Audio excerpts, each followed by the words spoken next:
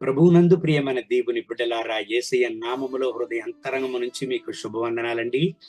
1 తెస్సలోనియులకు 5వ అధ్యాయం 16వ వాక్యం నుంచి చదువుకుని ఈ రోజు కొరకు మనము ప్రార్థన చేద్దాం.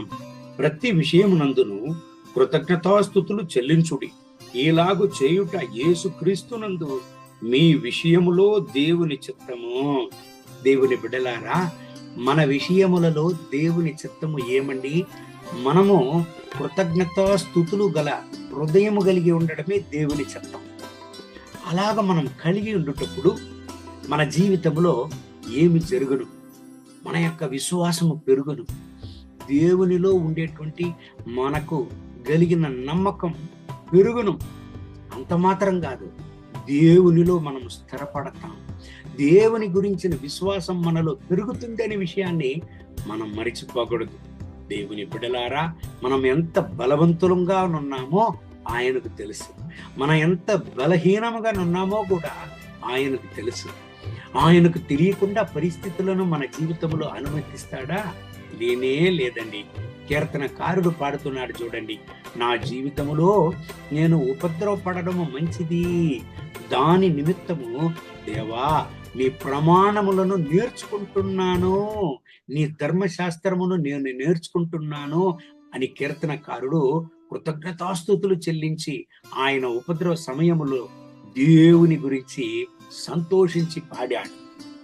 ఈనాటికి మన జీవితంలో కూడా దేవుడు ఎదురు చూసేది అదే.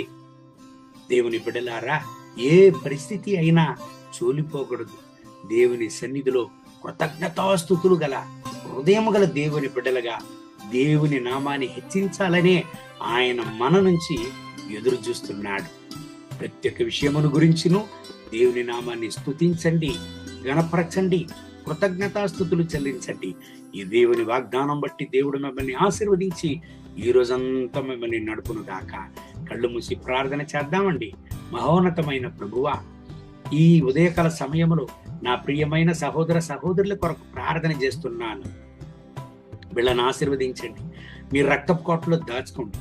నా రాజా, ప్రతి ఒక్క విషయములోనూ మీ బిడ్డలను సాక్ష్యంగా నిలపండి.